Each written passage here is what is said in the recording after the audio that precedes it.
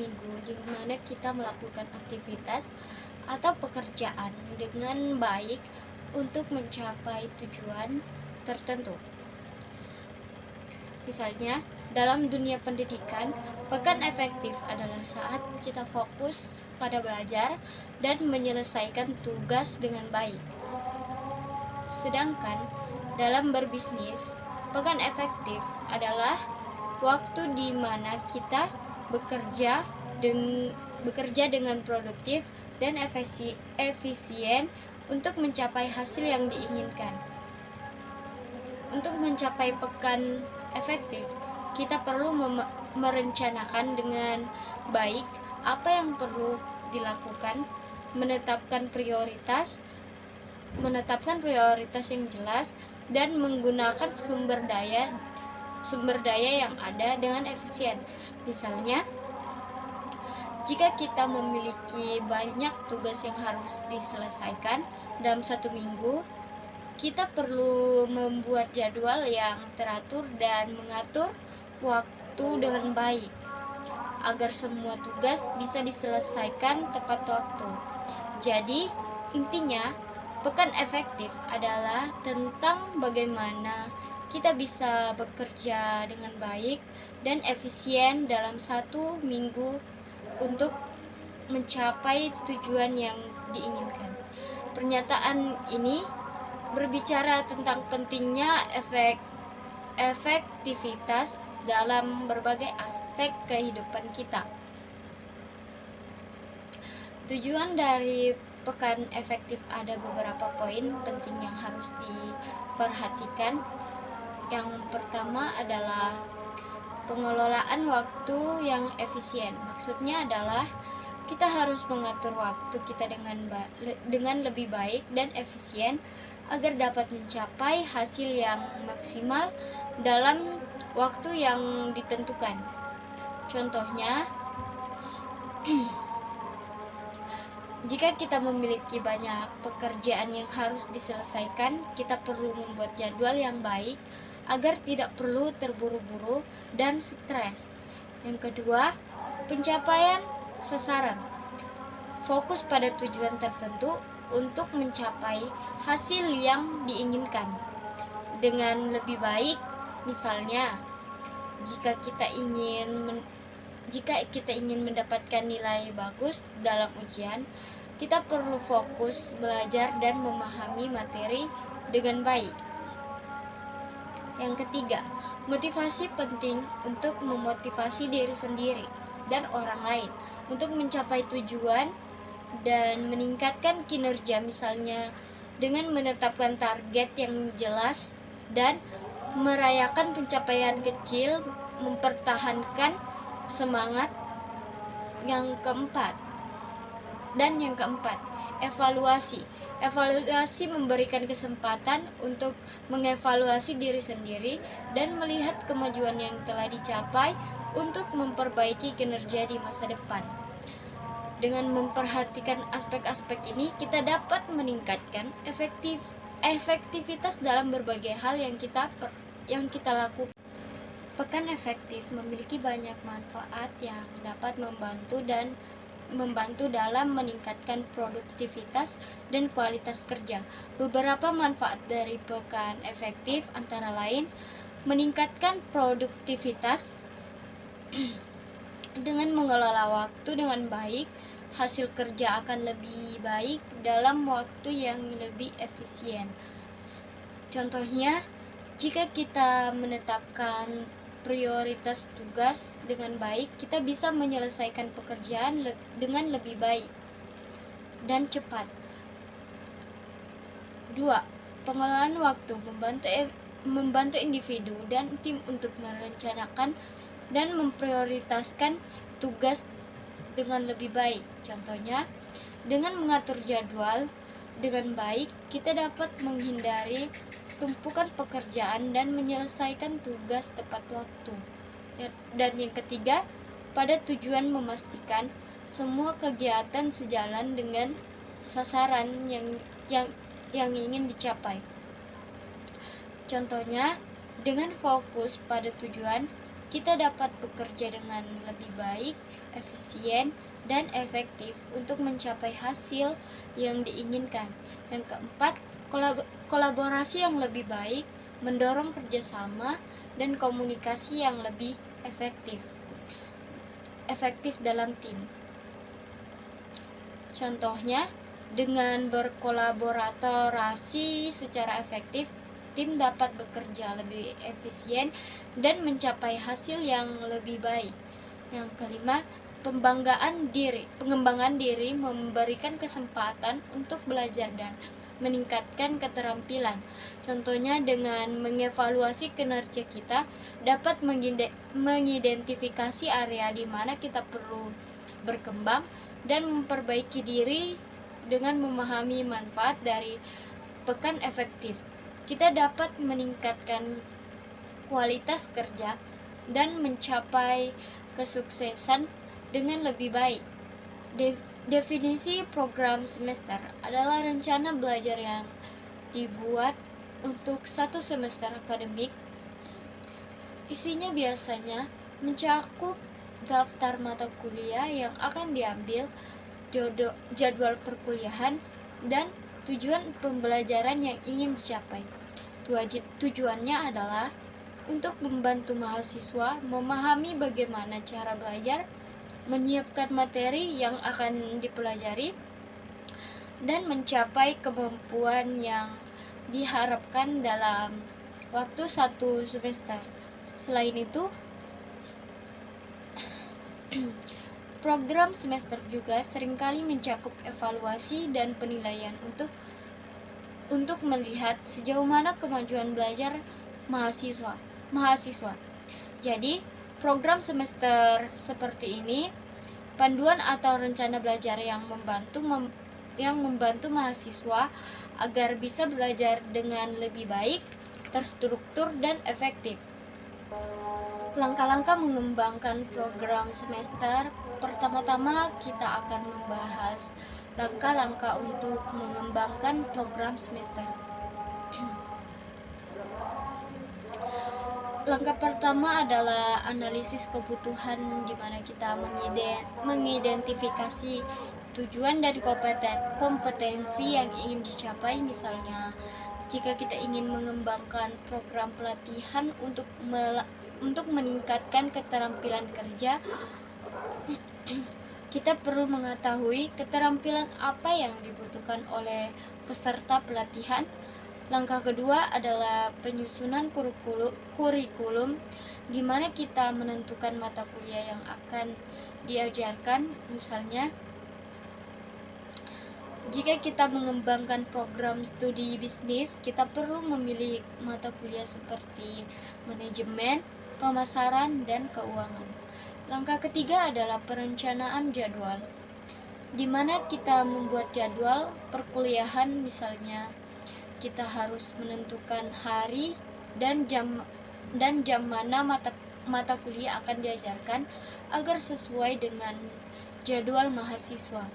Langkah keempat adalah memilih metode pengajaran yang sesuai.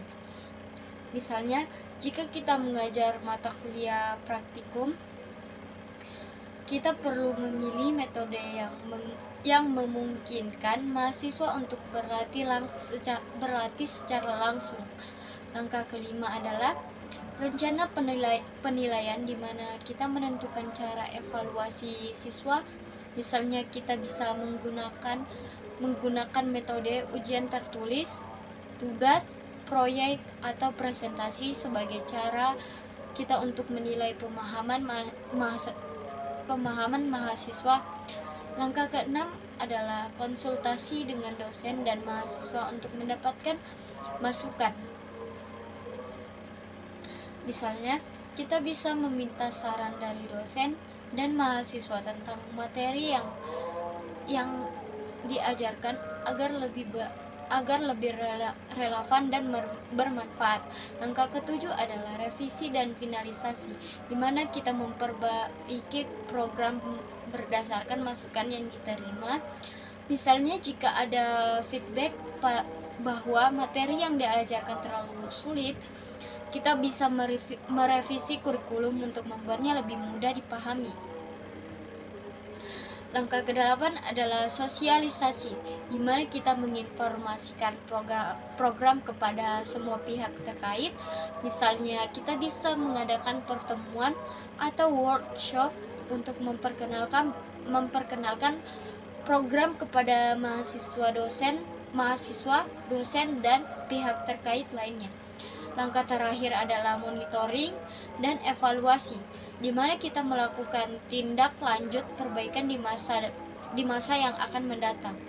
Misalnya, kita melakukan survei kepuasan mahasiswa untuk mengetahui sejauh mana program tersebut berhasil mencapai tujuan yang telah ditetapkan.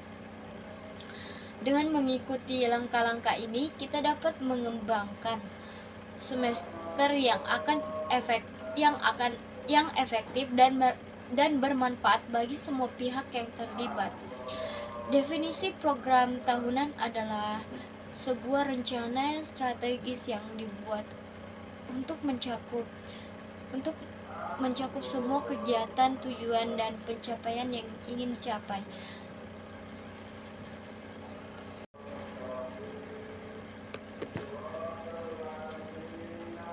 Definisi program tahunan adalah sebuah rencana strategis yang dibuat untuk mencakup semua kegiatan, tujuan, dan pencapaian yang ingin dicapai dalam 1 tahun akademik atau organisasi. Contohnya, jika sebuah sekolah ingin meningkatkan hasil ujian siswa, mereka akan membuat suatu program tahunan yang mencakup berbagai kegiatan seperti pelatihan guru, pembelian buku, pelajaran yang baru, dan peningkatan fasilitas belajar.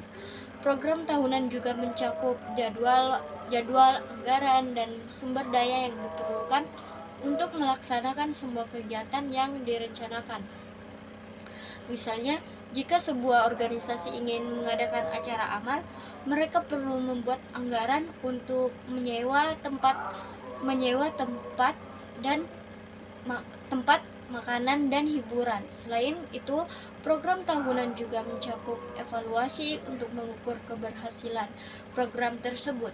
Dengan melakukan evaluasi, institusi dapat melihat apakah tujuan yang ditetapkan telah tercapai atau perlu dilakukan perbaikan. Dengan adanya program tahunan, institusi dapat merencanakan, mengorganisir, dan mengendalikan aktivitas mereka agar dapat berjalan sesuai dengan visi dan misi yang telah ditetapkan. Jadi, program tahunannya sangat penting untuk membantu institusi mencapai tujuan mereka dalam jangka waktu 1 tahun. Tujuan penyusunan program tahunan. Penyusunan program tahunan adalah proses penyusunan rencana secara logis, sistematis, dan terstruktur, mengalokasikan waktu untuk setiap mata pelajaran dengan tujuan meningkatkan pembelajaran yang efektif dan efisien berdasarkan standar yang telah ditetapkan, sehingga memudahkan guru untuk mengetahui tujuan program pembelajaran setiap bulan. Contoh sederhananya, bayangkan jika kamu ingin membuat rencana belajar selama 1 tahun di sekolah. Kamu perlu merencanakan dengan baik agar mata pelajaran mendapatkan waktu yang cukup untuk dipelajari dengan efektif, sehingga setiap bulan kamu tahu apa yang harus dipelajari dan tujuan pembelajaran apa yang ingin dicapai. Itulah mengapa pentingnya menyusun program tahunan dengan baik. Langkah-langkah penyusunan program tahunan. Penyusunan program tahunan merupakan langkah 1. Yang pertama adalah langkah yang perlu dilakukan untuk merencanakan kegiatan dalam 1 tahun.